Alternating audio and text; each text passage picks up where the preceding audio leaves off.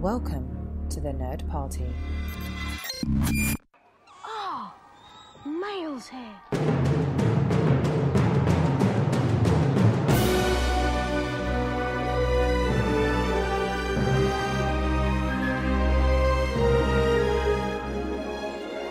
Hello and welcome to Owl Post as it's freshly delivered this week. I am just one of the hosts here, Matthew Rushing, and with me as she is always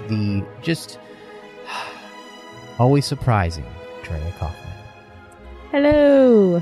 Well, hello, how are you? I'm good. Wow. How are you? I'm doing great. You know, I have to say, being in the Hog's Head tonight's a little dingy. I mean, I don't know. I don't even know. I brought my own glass, did you? Yes, I brought my own glass, and I actually just brought my own butterbeer because I don't like my butterbeer to be apparently you can just covered. wander the streets of Hogmeade Yeah. with your butterbeer out. Well, It's like Vegas or something. yeah. Plus, you know, I just don't like drinking out of a dusty bottle. You know, there's a little country song about how it's okay if there's a little dust on the bottle. Don't let it fool you about what's inside.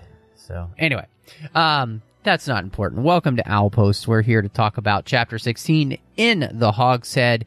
But before we do that, don't forget, just find us wherever you get your podcasts. If you're listening to us wherever you are, thank you. Make sure you subscribe so you can get the show as soon as we drop the episode. But if you're over on Apple Podcasts or iTunes, give us a star rating review. Do help people find the show. We ask you every week because it's important, and so we hope you will listen and do that for us. You can find us on Twitter at Join Nerd Party. You can also find us on Facebook, facebook.com/The Nerd Party. And don't forget to send us an email over at thenerdparty.com/contact. Choose a show, choose Owl Post, and then Andrea and I will get that. We start the chapter right away, and I think it's interesting that 2 weeks actually pass before Hermione brings up the fact that she mentioned to Harry the thought of him possibly, maybe, teaching them something about defense against the dark arts. I really want to know those 2 weeks, what was going through Hermione's head. Like, how nutso is she going right now? Like, how completely obsessed over this idea did she get, and how much self-control did it take to keep it to herself? Because she's a better woman than I am, because I don't know that I could have bit my tongue for 2 weeks. Well, it was all the classes she's taking, which is more than the boys, even, as well as the fact that apparently she's getting quite good at the knitting. So, you know, they're starting to look distinguishable from socks and hats. So You can kind of tell the difference between a sock and a hat now. which is She's really also a better helpful. knitter than I am. Hermione's just showing me up in this chapter. And I just love it that Harry's like, well, yeah, of course I had. We have this awful hag of a teacher. And like, no, I mean, like, you actually teaching us. He's like, oh, isn't this an interesting page that I'm looking at? You know, I just love how Harry's having really having a hard time with this idea. And then And I love that she kind of throws Ron out there. Like, Ron and I were wondering, and Ron's like, nope, you.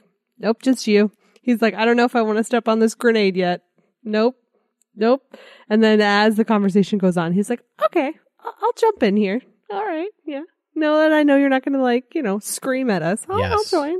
Well, it is nice, too, because we also get the fact that she also brings somebody up unexpected here, which is she brings up the fact that she's still in contact with Victor Crumb, and she's trying to encourage Harry with all the things that he can do that don't have anything to do with others, and how, look, he was in his last year at Durmstrang, and he said He couldn't even do. Yeah. So that was a very powerful technique, especially considering that as far as she knows and as far as we know, you know, Harry thinks very highly of Victor. it is Sort true. of admires him. Yeah. Yeah. I also kind of like that Ron starts to get on her. Yeah, because, you know, he just wanted to be your pen pal, you know.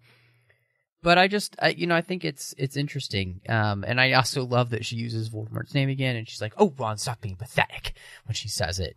As if she's really, you know, bold, because she's barely saying it herself. And she's kind of mumbling or sputtering her way through it.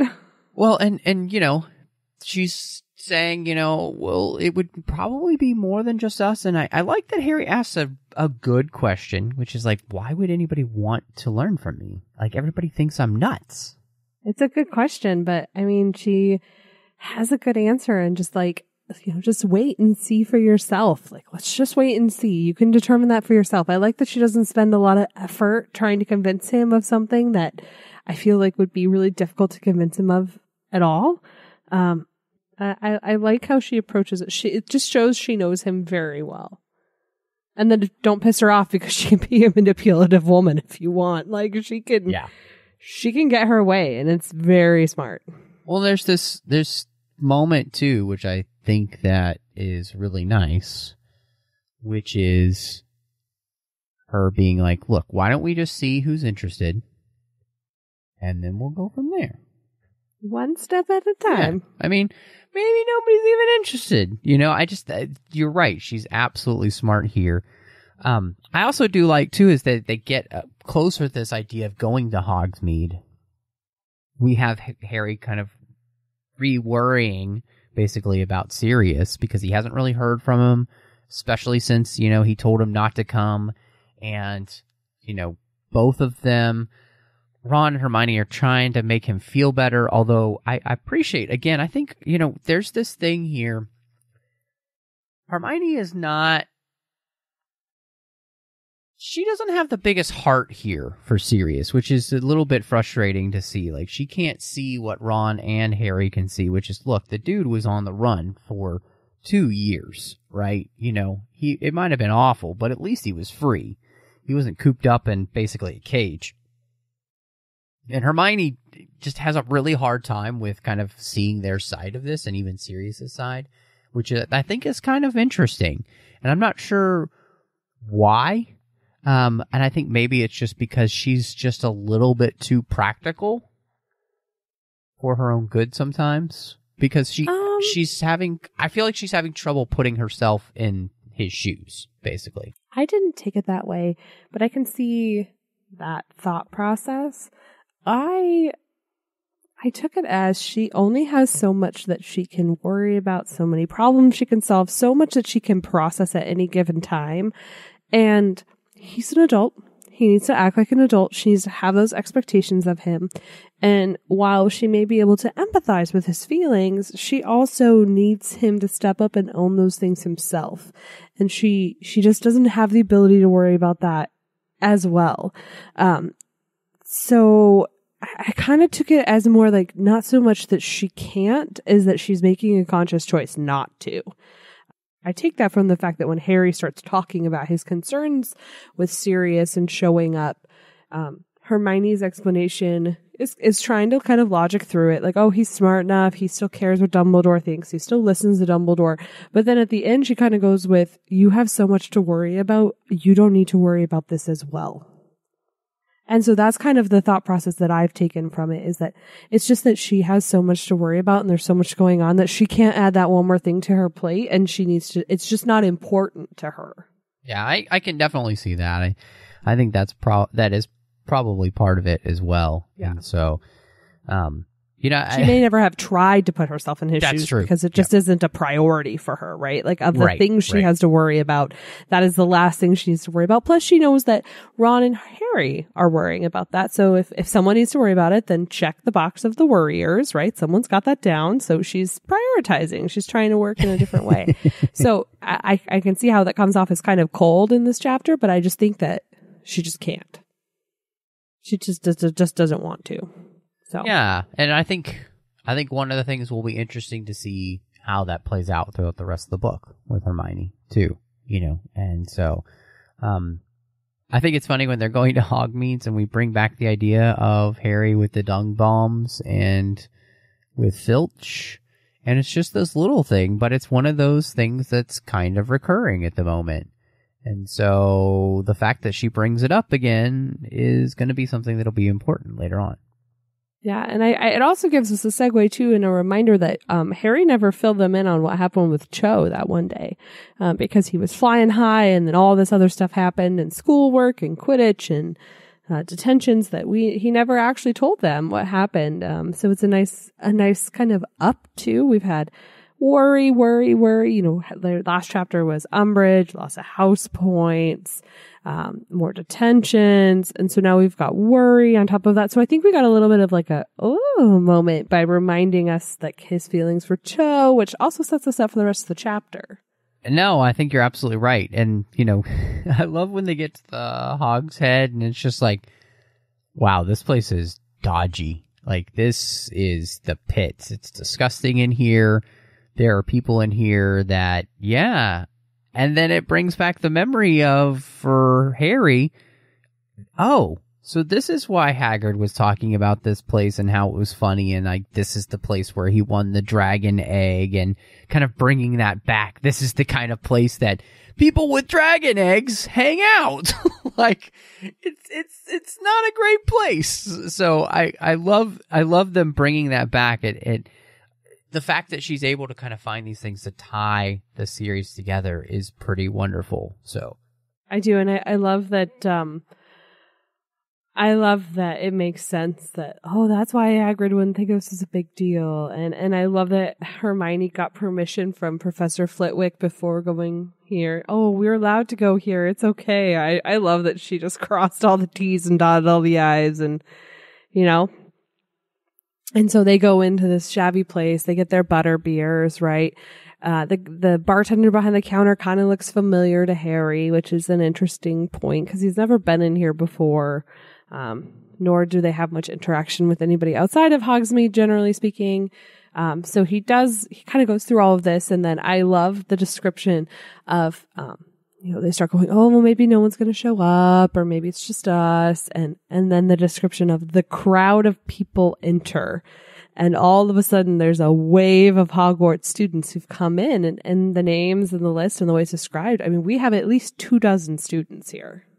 Yeah, and I mean, there are a lot of the usual suspects that we would think of. You have the Parvati twins, you've got Cho and her friend, you've got Luna, Katie Bell, Elisa Spinett, Angelina Johnson, the Creevy brothers, Ernie Macmillan, Justin Filch Fletchley, Hannah Abbott. You've got some Ravenclaw boys. You've got Ginny, Fred and George with Lee. I mean, you have a lot of people here, and it's interesting because you get to this point where everybody's just kind of sitting there, and Hermione's kind of like introducing everything, saying, why they're here, and the fact that they're here because Voldemort is back.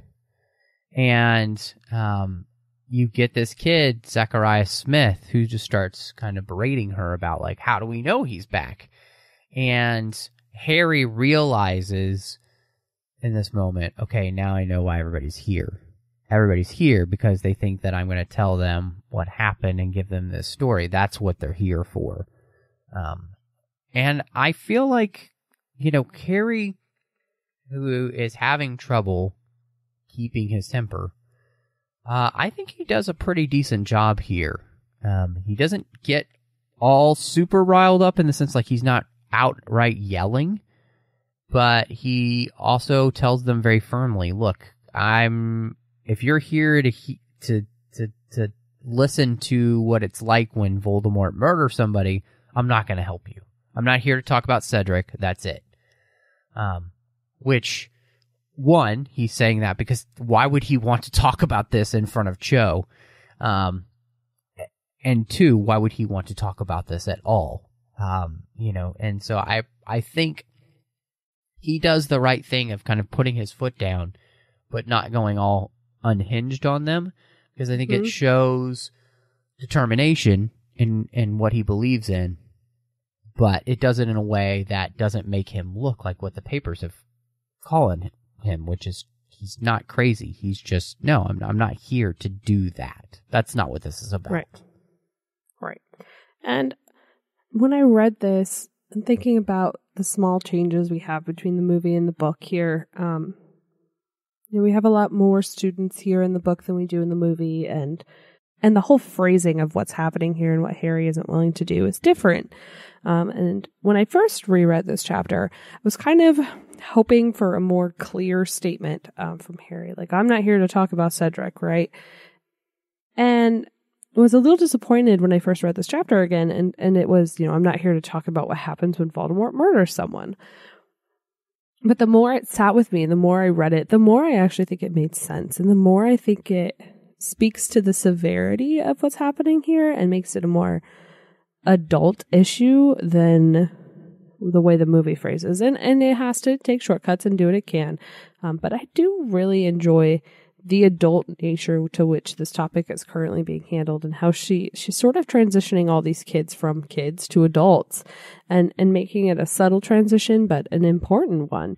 And the fact that, like you said, Harry just speaks very calmly and firmly about it, and that, very key members of the, I don't want to say audience, but the group have his back and step in and to squash any sort of like lingering doubts as it goes along, that everyone kind of bands together to make this happen, was really interesting. And I love that when she says that, or she has Harry say the fact that he's not going to describe what happened, and that's not why we're here, and that's not what I'm here to talk about, that nobody leaves.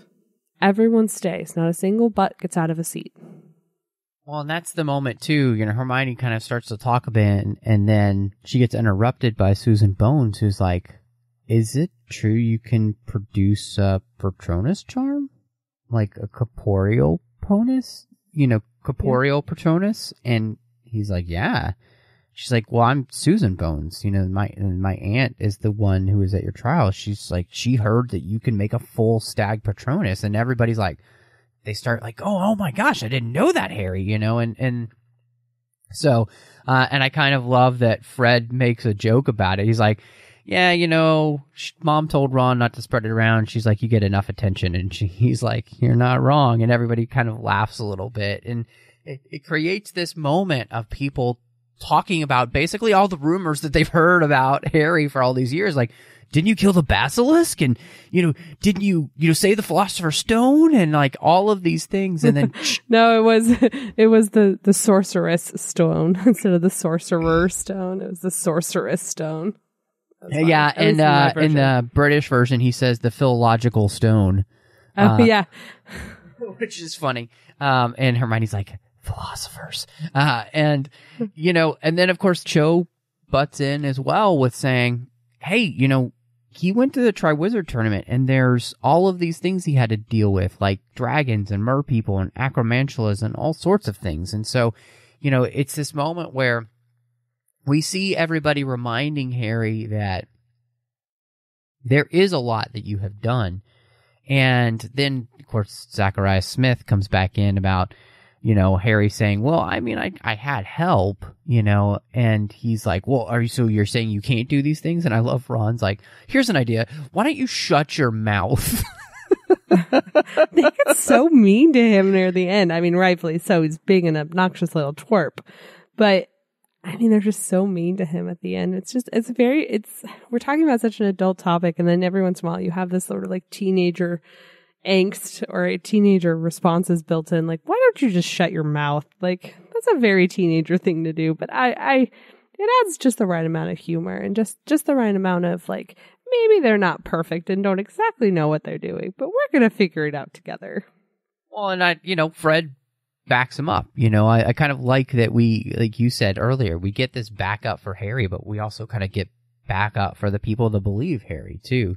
Yeah. And the fact that you get Ernie Macmillan speaking up and saying, look, this is probably going to be the most important thing we do all year, even compared to our owls. This is the most important thing. And then, of course, it's immediately challenged when Hermione's like, I think everybody should like put their name on this piece of paper. And everybody's like, oh, whoa, wait, piece of paper? No, I don't think so. It was like clearly that moment in the office where everyone's like, yeah, that's a great idea. And then someone's like, all right, let's all do it together. And everyone's like, oh, I'm busy.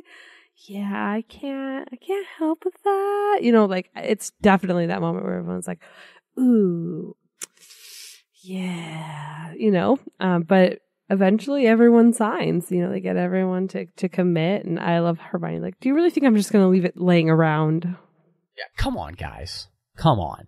This is Hermione we're talking about. No, it is really great. You know, they get everybody to sign it. And my favorite is when Hermione starts talking about, man, I'm really glad Ginny brought Michael Connor and his friends around. And Ron's like, why? She's like, because, you know, they're going out. And Ron's like, what?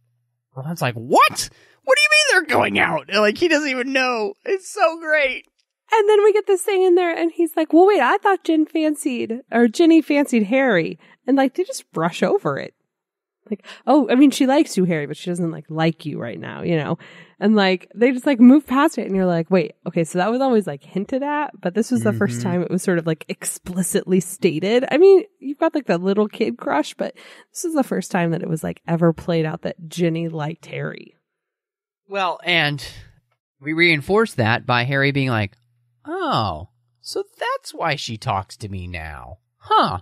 It is there's this whole, thought process happening in Harry's head. Oh, okay, that makes sense, because she never used to talk to me before, and now she doesn't have a problem with it. Okay.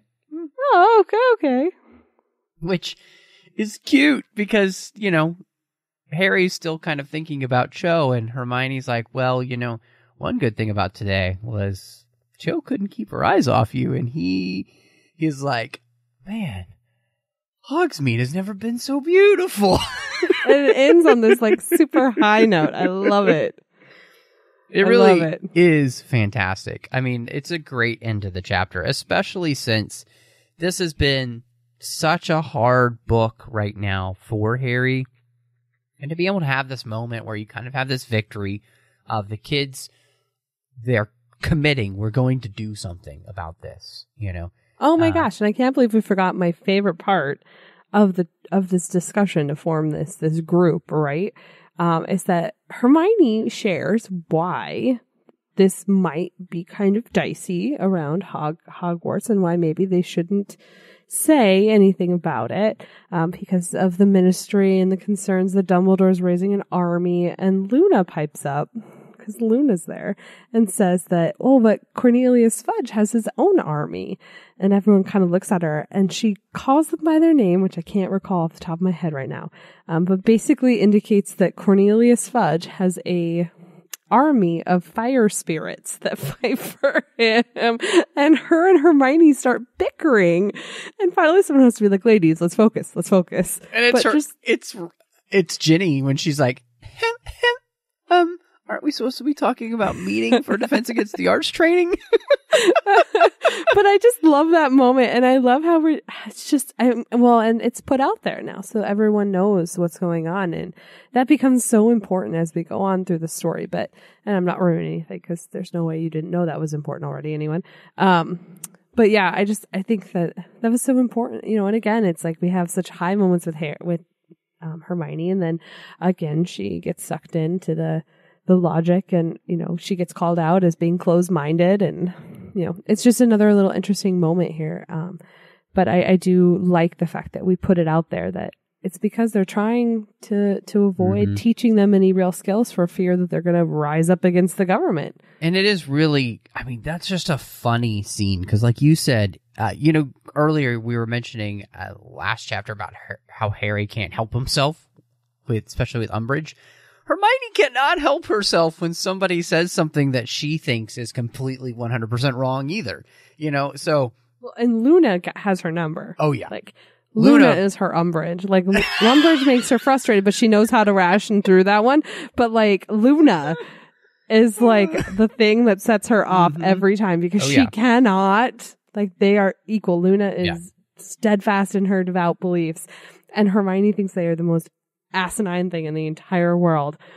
So I just love when you get the two of them together, because it's when are you just going to accept each other and move on? And really, Hermione, when are you going to accept the Luna and move on? Man, that's funny. if we named episodes after something somebody said in the episode, Luna is her umbrage would be the name of the episode, because that is classic. Oh, man. So true. I mean, just the fact that we're actually like laughing so much in this chapter just shows how much fun this chapter really is, in the sense that it really is. You know, there's a lot of lightheartedness in here, and there's a lot of hope that we get in this chapter. So it'll be really interesting as we go into the next chapter next week. But before we do that, of course, if anyone wants to catch up with you, Drea, where can people find you? Sure, you can find me on Twitter at PCFChick or on Instagram at Drea Coffman, and it's Coffman. And you can find me on Instagram, Twitter, and Letterboxd under the name MattRushing02. I'm here on the network doing Aggressive Negotiations with John Mills, talking about Star Wars each and every week. I am on the Trek FM network talking about 2 shows, talking about 2 different things, actually. Well, a lot of things. But anyway, you can find me on The Orb with Chris Jones, talking about Star Trek Deep Space Nine. And where I'm talking about a plethora of things is with my friend Christy over on the 602 Club, where we talk about all of the different fandoms we love. And then last but not least, you can find me doing Cinema Stories, which is where I talk about films through the lens of faith with my friend Courtney. But thank you so much for checking your outposts. Mischief managed.